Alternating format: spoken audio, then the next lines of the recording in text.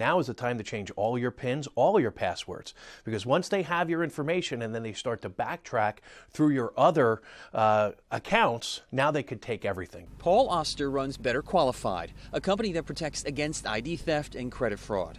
If you haven't been victimized yet, it's still a good idea, he says, to look for signs of fraud coming your way. All of our information is in 10,000 different databases all over the world.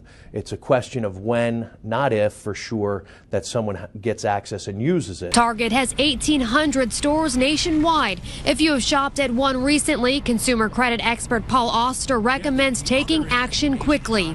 They have to get into a credit monitoring program. They have to look at their credit reports. Make sure if you're going to use a company that has credit monitoring, they have the resolution service. So if you get alerted to a data breach, they can help you recover from that incident.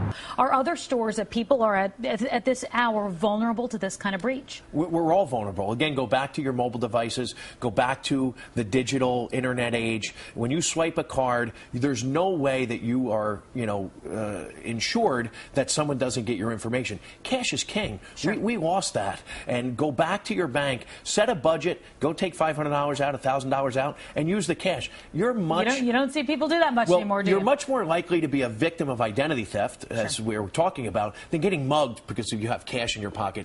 Other than that, use a gift card. Buy gift cards for yourself that you're then going to use online or at the stores, because that will eliminate a big part of the threat. We lock our front doors, we lock our cars. Unfortunately, we take very little care in locking our identities.